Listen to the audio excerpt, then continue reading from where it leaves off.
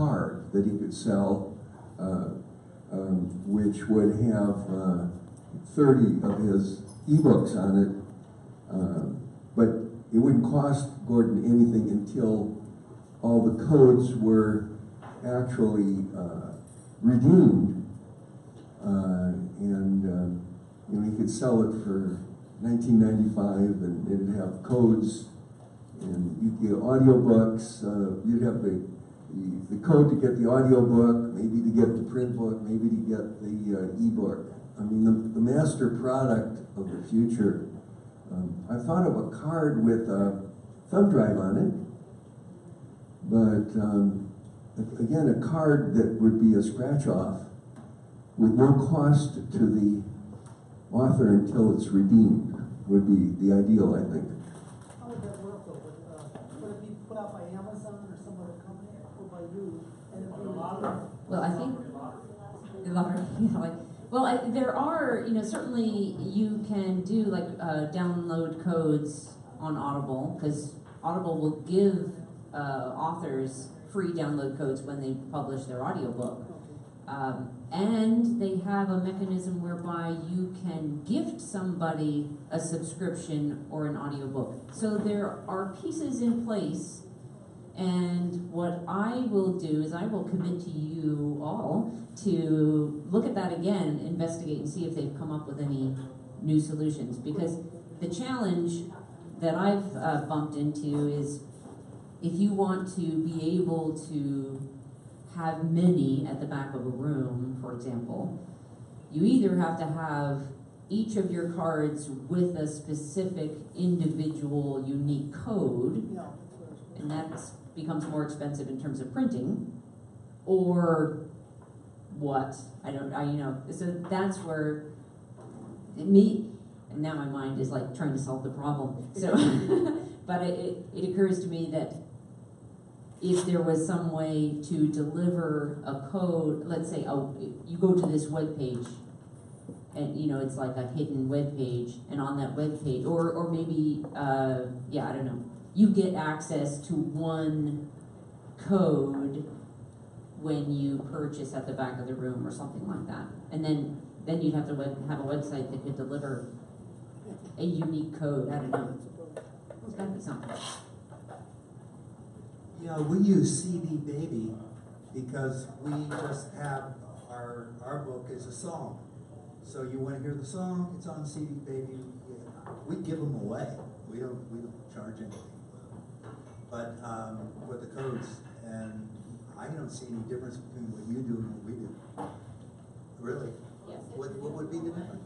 Pardon? If you're giving them away. Yeah, and you could sell them. I mean, so you either sell them or you give them away. I mean, it's for me, it's publicity. So I'm selling a book, not a song. Yeah, no, the only difference is if you're trying to sell it in a physical location. So let's say we're here, and you want to have your product over here at the table, because you know how it is when you're in a room and you've done a presentation, and then you say, and they're available right now. Well, people want to buy right now because you've just inspired them with your content. And so that's the moment. If you say, go to my website or go to this site or find it on Amazon, you've now lost probably about 80%, if not more, of those people, because they're ready to buy right now. And if you don't provide it right now, they won't remember. But there's no way to do that right now, effectively. Not that I know of. I would love, if anyone else has heard of a way that can happen, I would love to hear about it. But I think this is something to certainly do some more exploration on. What about just doing a short run of CDs, actual CDs, and having them for back of the room sales? That's what we currently do, at least with audio. And the expense with even a short run is fairly high, depending especially on how long your book is. If your book is a 2-hour book, and you can do it on 2 CDs, it's not so expensive. But you have to remember, the duplication and production of the CD set, or the CDs themselves, is the smallest piece of the cost. The biggest piece of the cost is the design for all the packaging and all the packaging. So when you're selling, because when you're selling a CD, you need it in some form. Now you can go with the lower cost options like a cardboard sleeve, you know, but even those, you're still talking about a print cost and a design cost, and that's where that cost factor starts to jump up. Becky, I have more news about this situation. Oh, news, okay. It says officers are negotiating with a possible suicidal adult. Oh, suicidal adult. I'm gonna ask that since we have this moment where we're all gathered, let's just hold for a moment the intention. No matter what framework of the universe you hold, let's just hold an intention that a peaceful resolution will happen quickly and easily.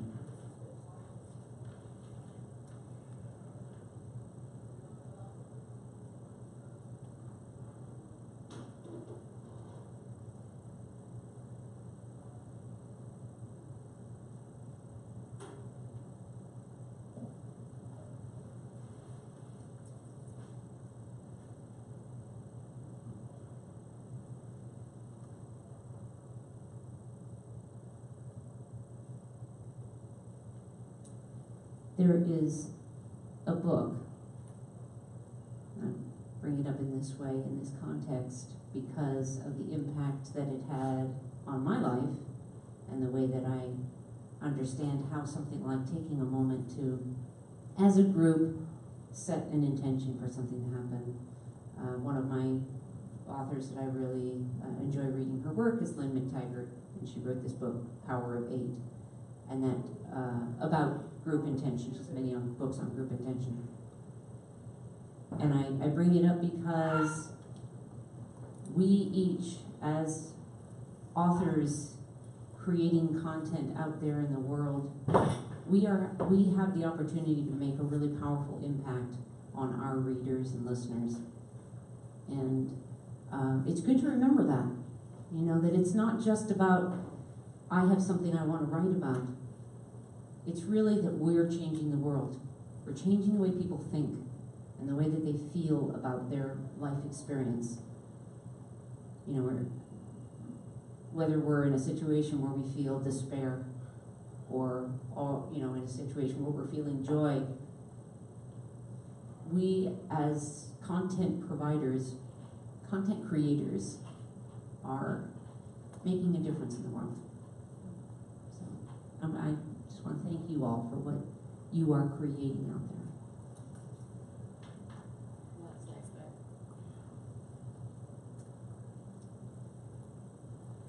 Karen, do you have a question? Something? Here.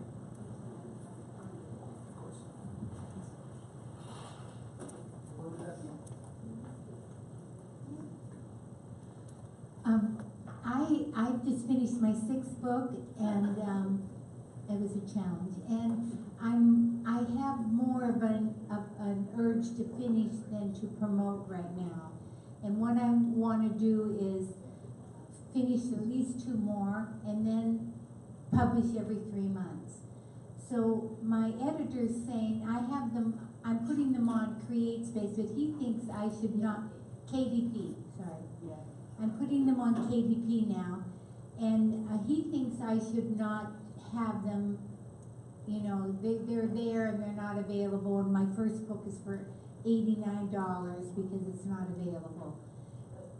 But I'm looking for reviews so that I want them there. When you have the book up on Amazon, you can get reviews, and I've been giving away. So my question is, do I just do it the way I'm doing it, put them up, and they're not available, and then all of a sudden they'll be available? Why do you feel so compelled to finish before you start actually publishing? I have this deep inner pull, and I tried to do a class, I couldn't give it away. And so I'm an astrologer, I have everything in the 12th house, which is an introverted. And then in 2020, I mean, I have this massive conjunction on my send it. It's like, that's my time. I recommend, first of all, if you have a book up there that somebody's trying to sell for $89, then you've actually published it. It's actually up there through KDP. So, okay, but then, so somebody decided, a third-party seller grabbed it somehow. Okay, well, I think you should, my opinion, you should publish the first one, and then encourage all these people to post their reviews on that first one, and build all that up. And in your book description, you can describe the series, you know, and say, you know, in 2020, you know, more of these books will be available. And don't commit to a time frame. That will make you crazy, okay? But just say in 2020 if that's what you really, you know, believe. But I understand, but get the first one fully published and get those reviews up there, okay? It won't, since the first one is pretty done, right? Okay, then go for it. And think of it as exactly what Ruth is talking about. You guys have heard us all talk about loss leaders before. You know what a loss leader is? You know how when you go to the Safeway, which you can't get to right now, up here, they have these ridiculous sales at the end caps. Something incredibly, you know, it's like buy one, get 5 free, whatever. That's a loss leader. They're not making money on those, but they know that if you walk over there and want, you know, you can't eat just one, you're going to buy that, you're going to also buy bleach and whatever else. If you buy the chips, you need the salsa, right? Exactly. And the salsa is not on sale. And so, in terms of what you're talking about, I would consider exactly what, think of it in those terms. You're using this as your marketing tool. It doesn't hurt you. You can actually put them up on sale for $14.95 or whatever you're selling them for. And then you're in a position where you're using that to drive reviews, to drive people to sign up. Do you have a newsletter? You're driving them to your newsletter. You've got all of that information at the back of the book, right? Good. So at that point, what you're doing is it's like using a book as your postcard, as your marketing postcard. You're using it to sell the rest of the series. And if you make a little money on that book, great. But the point is that people who buy that book are more likely to buy the rest of the series. Does that make sense? Yep. Lee. You know, we've been watching your books develop for some time. And it's always interesting to see the latest. But I don't see, and I can understand that you want to create now and not market. So you don't want to divert your energy to the wrong universe or something. But if you just got your books out and passively let them exist there on Amazon without doing the 40 hours a week marketing, I mean, I think you would build you would seduce the audience as you are seducing us every month with a little tease about the set going forward. And it might not have to cut into your productivity. And I'm not sure, maybe you feel that the auspicious time to market would be 2020. But maybe you could let a few of these stars shine in that universe, and without hurting the culmination of the whole Big Bang theory, you know. Yeah.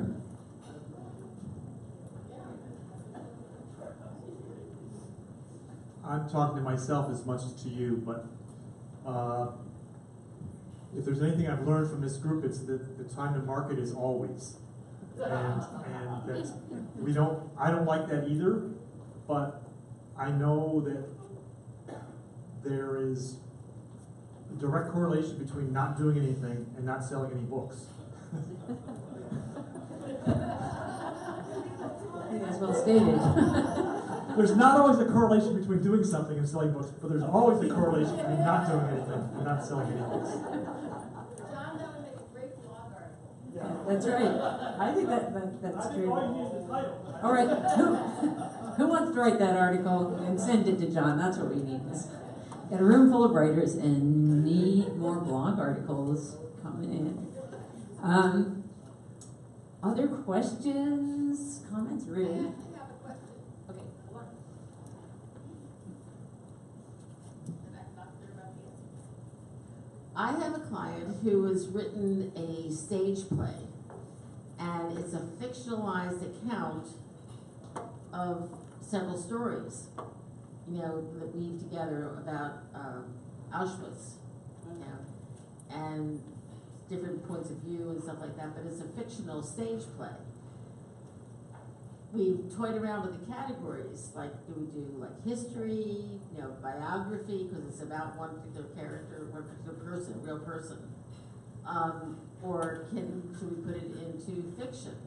And Isn't there a historical fiction? There is, there's also a drama. he does well. The one concern is he thinks he's approaching schools and stuff to actually possibly perform this thing, or at least do a stage reading. And there's a dog around. So he wants to. So bookstores are a possibility for him, like university bookstores and things like that. But if we put a fiction category on the back, would it be better to put, historical fiction? I hadn't thought about that. But drama will have the bookstores bury it in the bottom of some shelf in the back of the store. So he's afraid of that. So we're trying to pick a category that will, But it's apt, right? So, yeah. I mean, it feels, everything I've heard is, you always want to get the closest to true, to actual best fit, because otherwise it will get buried because it's sort of miscategorized, and then we. But I've forgotten about historical fiction. That's good. Also, remember on the back I would absolutely say drama historical or something like that. Because it should be on the play script shelf, because that's what it is. And would you rather be one of a few books on a shelf in the back, or one of 1,000 books in the middle of the store? Be honest, you're going to sell most of those either through his website, Right.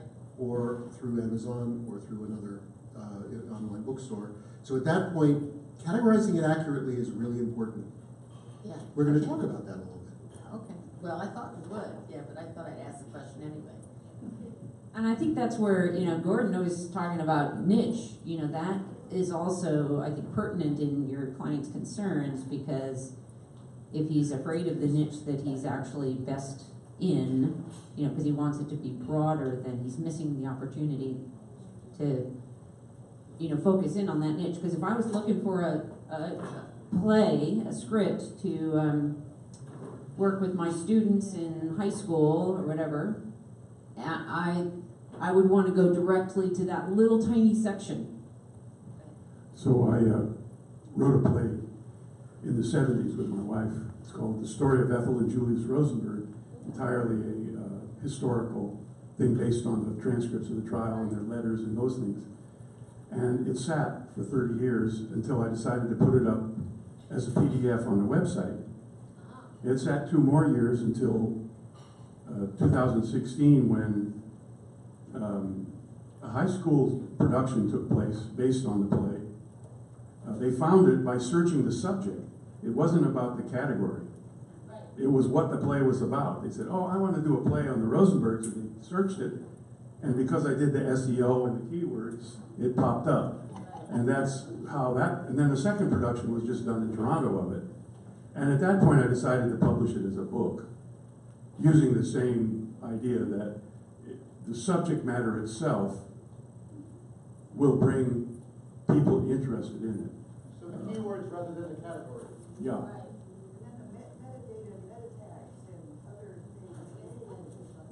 Which is what, the metadata and the meta tags, which is what we're going to be talking about later today. Can I add something? Yeah. Just in terms of a marketing tactic, he actually is reaching out directly to high schools. Yeah. He's somehow gotten hold of a list, you know, or just done his own local research and is going to expand from there. Well, I understand that there are circles, or there are publications directed towards school drama departments. Right. And so if I could ever figure out what that was, we might put an ad in there. Well, maybe I'll introduce the two of you. Yeah. Thank you. Yeah. Other questions? Hi, Diana Kelly here. As you know, I just published my book and I'm trying to get it out there. And it is getting into a few bookstores. But when you had your question about how you contact schools, well, what I've been doing is emails, and I'll go online and I'll search an area, or I'll just choose a school for, well, of course, my subject matter is transsexuality. So, and also having to do with women. So what I do is I go and I search schools and universities that actually have programs that I can, and I email the bookstore and I say, by the way, I have this book out, and are you interested in carrying it in your bookstore? So far, I did this last week, and I've got it in one university. Wow. Vanderbilt University in Nashville, Tennessee. So I figured, okay, well that worked, so I'm going to be sending out a lot of emails, but it's a lot of contact work. Yeah. So just so you know. Questions? Anybody? Another question? I just want to add to that about the schools. Yeah. So Hold when on. you are contacting schools, okay, it's taken me a year to figure this out. Always, you know, your first person you want to go to are the principals, right? Okay, whomever it is you're sending to at a school, be sure to send it to the secretaries or the administrative assistants. Honestly, that is how I've been able to actually get with the principals and who have you, because they get so many emails. And the other thing I learned is for teachers, send them things in the afternoon later, like 3, because that's when they actually read their emails. So if you're kind of like up at the top, they'll actually see you. So like I said, it took me about a year and a half to learn this, so I'm just sharing. That's great, yeah. Good, yeah, secretaries kind of run the schools pretty much, is what I've seen, especially elementary and high school levels. Yeah. Whole world. Whole world, the world is run by secretaries. Other questions that have come up or suddenly popped into your mind about independent publishing? We have about 15 more minutes, so we got time for lots more questions. This is old, but I think it was the last meeting or the one before. We had some great tips about what to put on your copyright page or ISBN besides the obvious, and I've forgotten them. and they're in a stack at my desk. I wrote it down, but since there's time, does anybody remember?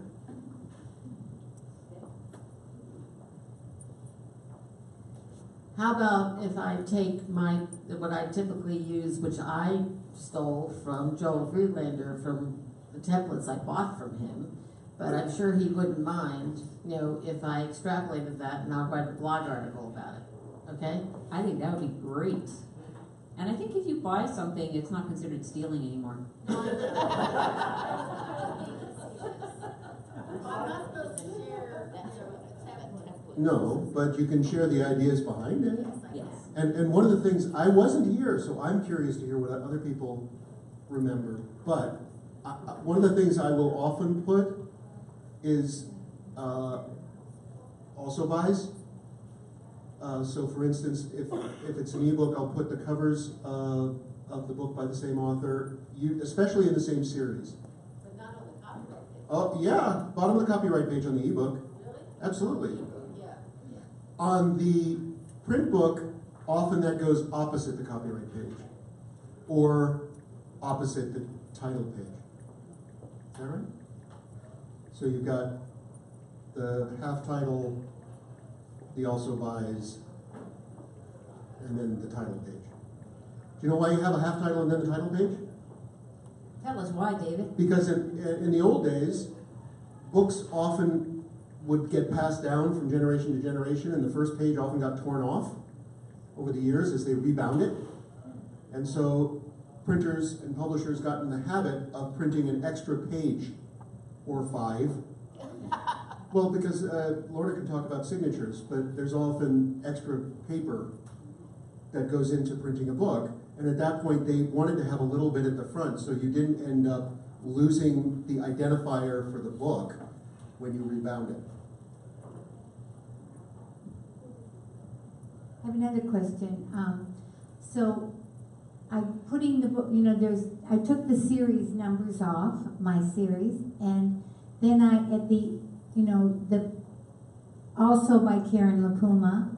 So I'm wondering if I should, like the ones, like this book here is the 4th book. So I have all the books in the beginning and then the ones that are coming soon. Is that a good idea? Yes. Okay. I guess as they become available, you could shift, coming soon into the prior list, right? The great thing about digital publishing as opposed to offset printing is that you can just update the file. When we were doing dental books, I no longer have that company. But it was always hard to get past the secretaries you're talking about, so they'd get the stuff to the dentist. Dentist would see it 6 months later or so, and they could tell when he ordered it, when he'd seen it.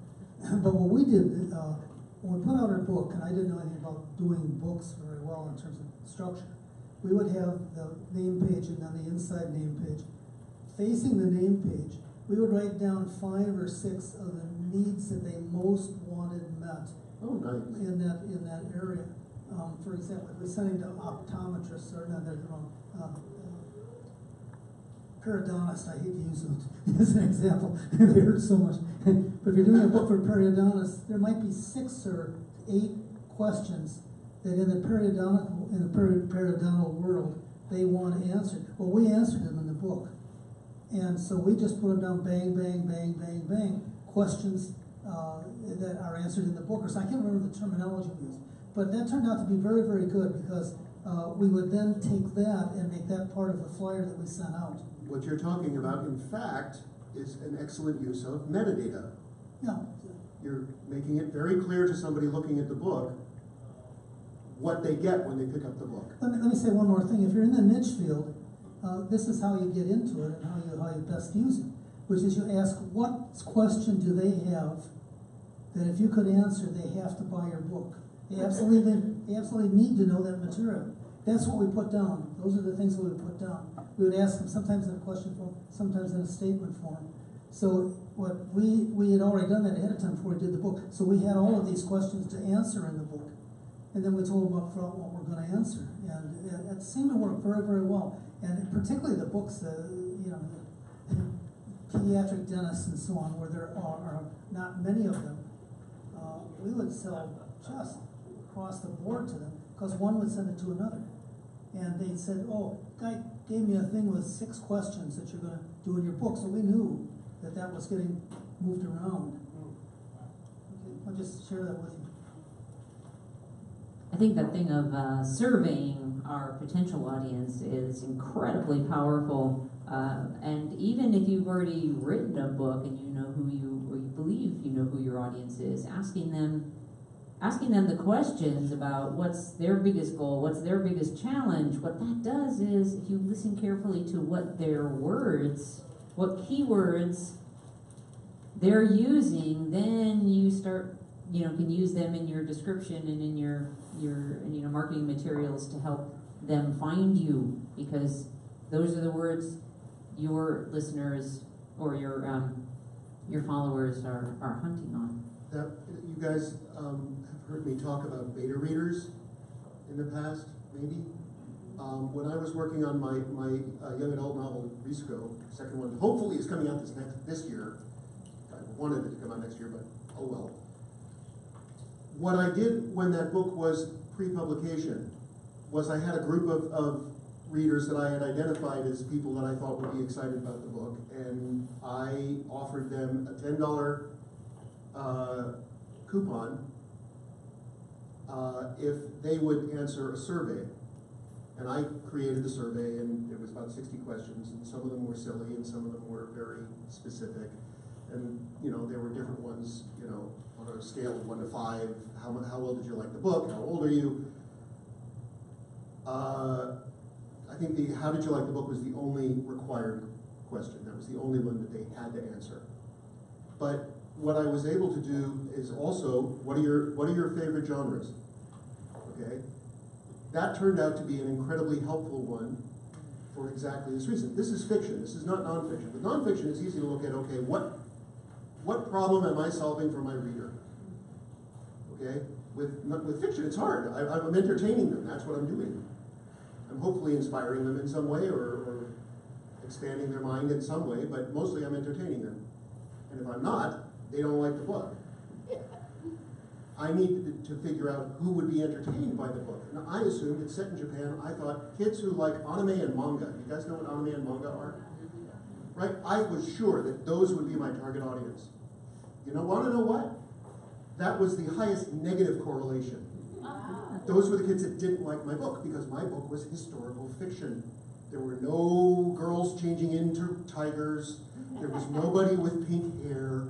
There was nobody with magic spells that they were casting. There were nobody turning invisible. This was historical fiction. And so they were like, oh, what's this? The highest correlation was romance readers. There's no romance in the book. There's no romance. Those of you who've read it, there's no romance. There's a little teeny background. But the people who loved romance loved my book. And so I was able to change before the book released my marketing plan to shift from, and we're going to talk about ads in the afternoon. I marketed my ads not towards anime and manga lovers, but towards historical fiction and romance fans. I would, I think that that there is as much need in the nonfiction world to find out those specific words, and I'll give an example, a personal example of an experience where that was very powerfully brought home to me. But for example, if our followers are looking for whitewater rafting, and we're talking about boating on rivers, we may not connect with them at all because they're looking for one thing and words, specific words. Those are the words that they use, and we're using something that's either more generic or more specific. So finding out what those things are. And here's the personal example. I was having a conversation with my husband, and he was asking about some event or something, and so I was telling him about this thing, and he was rephrasing it into his words, and it frustrated the heck out of me because I felt like he was not hearing what I was saying. It's like, if I'm talking about canoeing, no, I'm not talking about boating. It's a whole different thing for me. I'm talking about canoeing. It's that, it's like establishing that rapport with our followers is largely about understanding what words they use and using those, so that we get in rapport with them. Which again is something we're going to be talking about Exactly. both this morning and this afternoon. Lots of segues. Lots of segues. Yeah, this is just another practical example of how the key word affects everything we're trying to sell, and how Google is our greatest partner or challenge in this matter. For example, Wendy and I live in Berkeley, and a great restaurant called Spenger's died recently after 128 years. And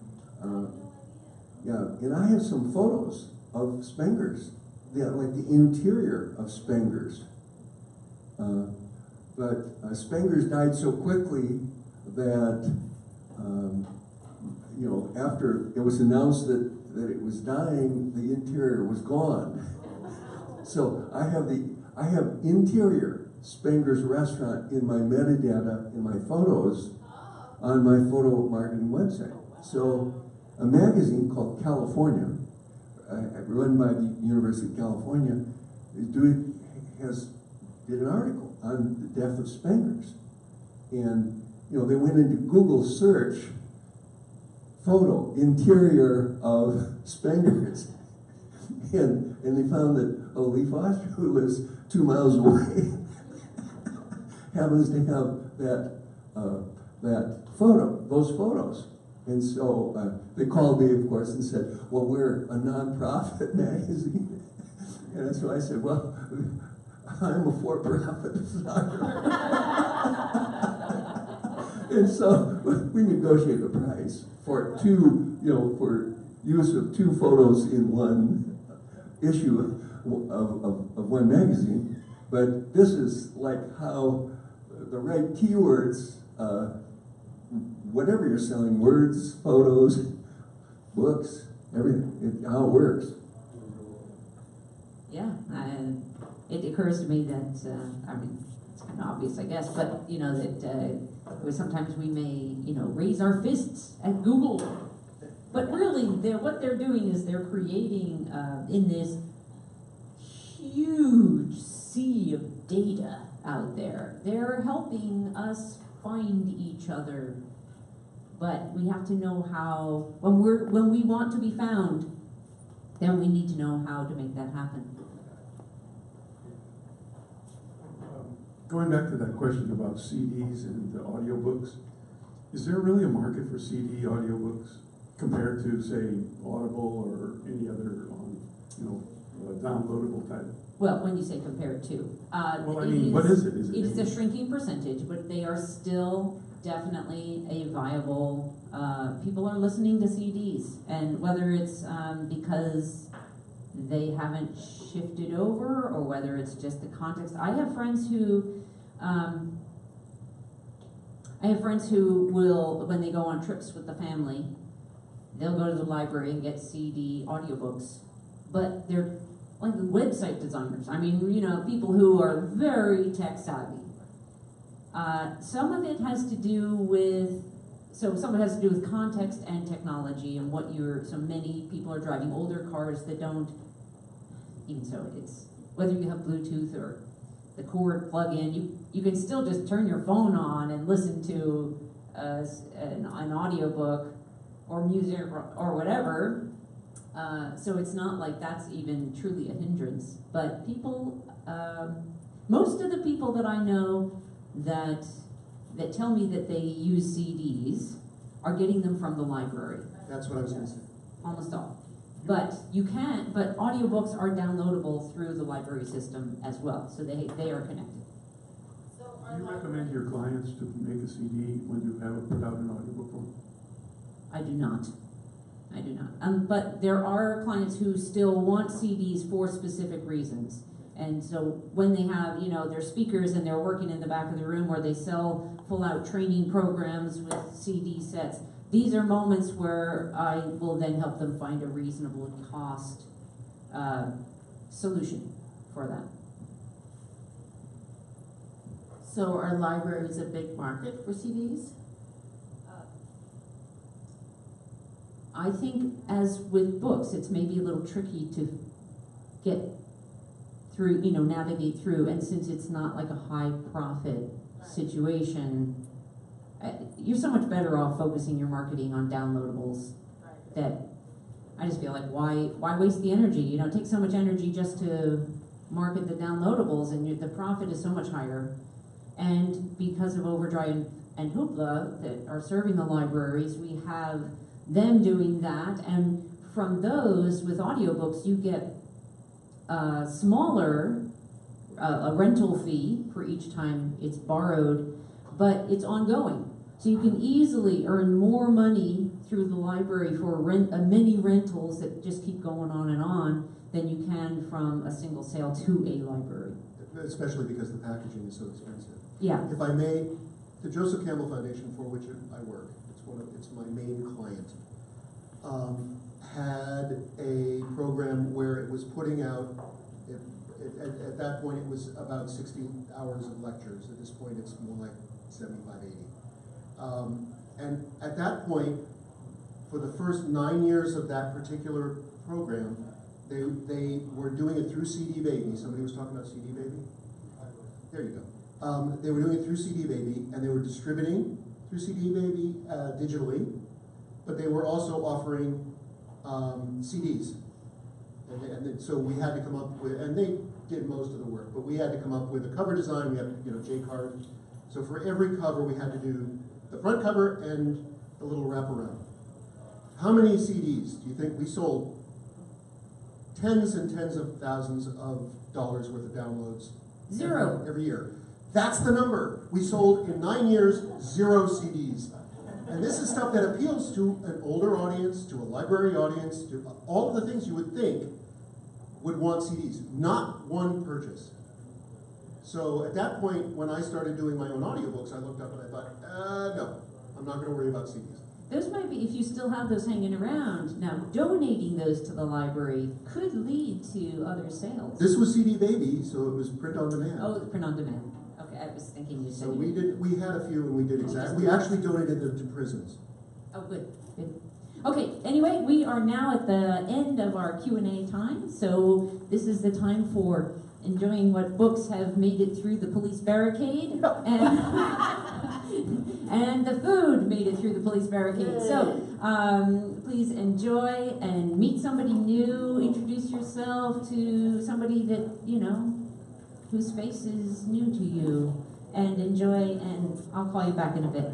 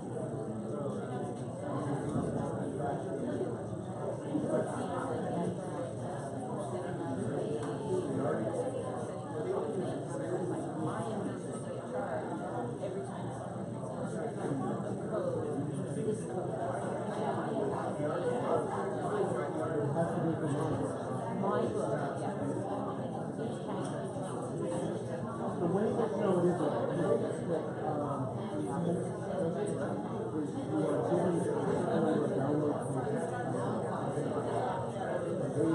You have to trust it.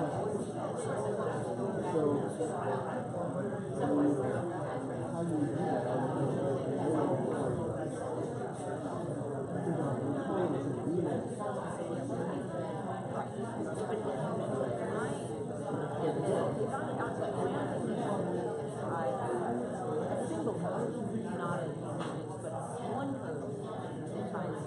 Yeah, no, that's a much better idea.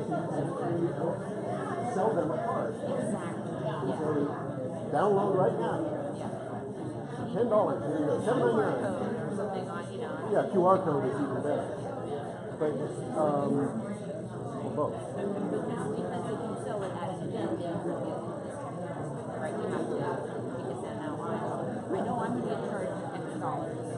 But you're more willing to do it at the event. I mean, it's just like, these are discount prices. I'm willing to do that because I know I'm making more. By selling it directly to the bookstore. I don't know. Honestly, it's a real challenge because there's no. I mean, they don't seem terribly motivated, and I don't know why.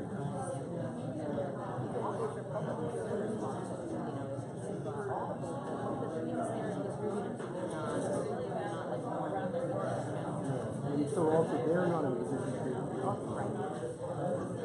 So Audible is just Audible. I mean, they do distribute their Audible.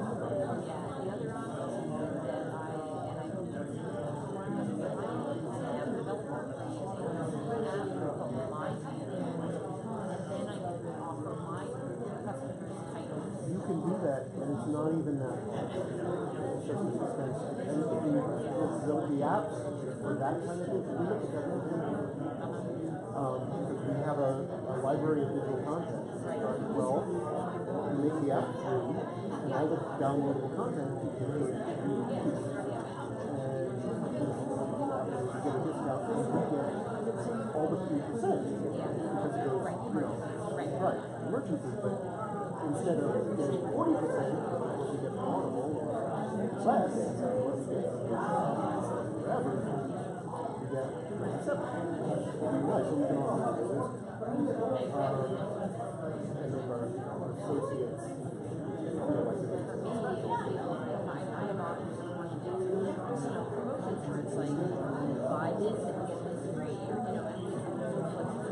None. Unless what you do is sell it through your own website, and then nobody buys it. Right. Nobody. And we have income on that. We do about $1,000 a business on eBay. But we have 250,000 people following us on Facebook.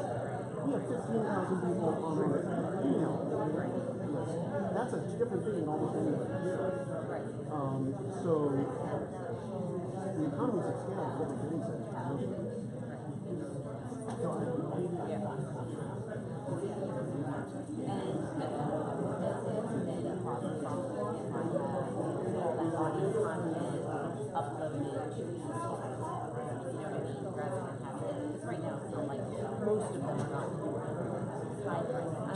Are you talking about security, or are you talking about?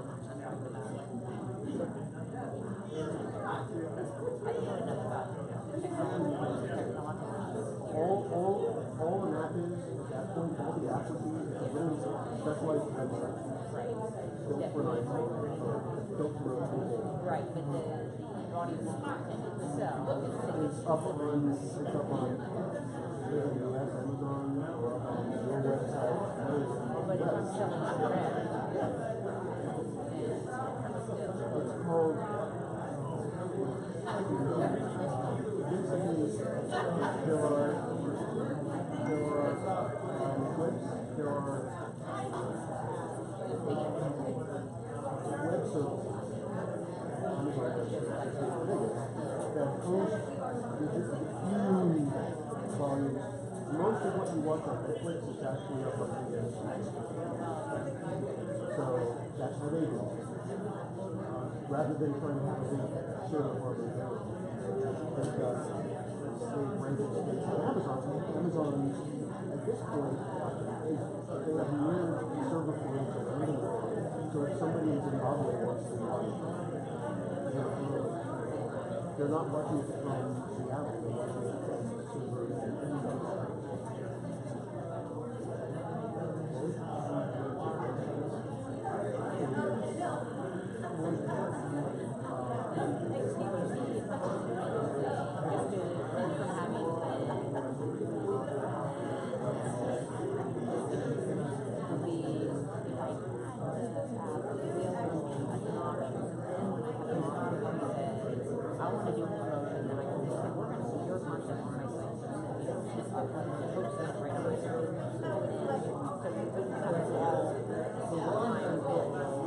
not a problem to have them all available.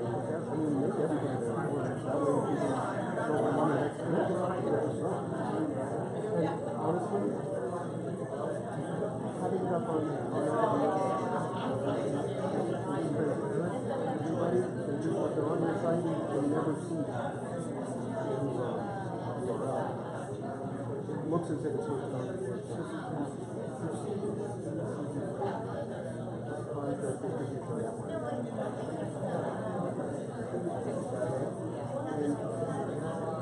What it is you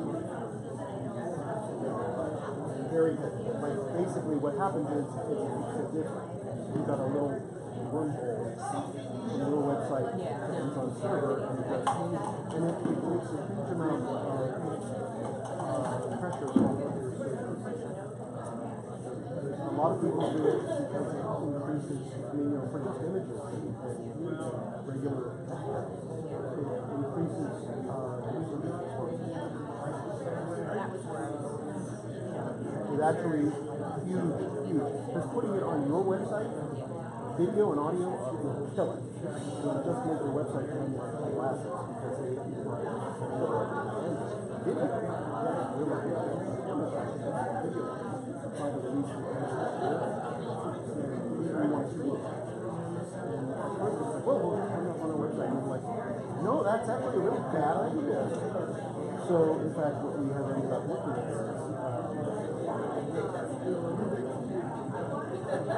AWS, because then we can change it. It goes up on YouTube, you have to do it either through YouTube or you don't want it to, or you do it through the Netflix does, and then we have to set up our own front-end portal. So that becomes a headache. I'm sorry? It requires, it's not an out-of-the-box thing you can just buy an app. You have to actually have some support necessary. But I don't know, maybe it's going to come on, WordPress plugins that will allow you to do this. I bet you there are. The challenge is making sure that it's got the same level of security as Netflix does, or YouTube does. I can download YouTube, but you have to actually go through hoops. We had somebody pirated a recording we didn't have a copy of, so we sent a takedown notice and we downloaded it. It was like, hey, we wanted that, but you don't get to do this. So, we'll put it on the website.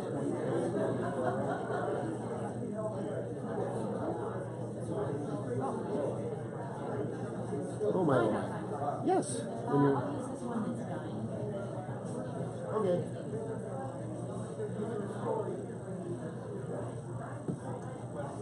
Okay, let's bring it on back and get ready to introduce ourselves. So as you're coming back to your seats, I think we have so few in the room that we'll do 30 seconds.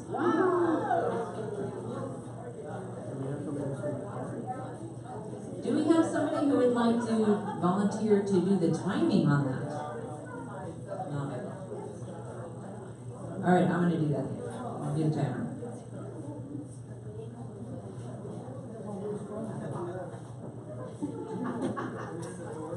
All right.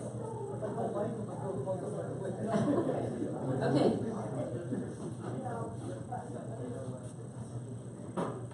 Okay, so we're gonna pass the mic around the room, and you have your 30 seconds. We wanna know who you are, and then after that, you can tell us whatever you'd like about your books you've launched, awards you've won, events you're about to hold, whatever. You get your 30 seconds. And I will time you, so some noise will happen at the end of that, and when you hear that noise, if you could wrap up your not long, extenuated sentence and conclude, that would be lovely. Thank you. Rejoice, Eloise is here again, and I was so thrilled to have my book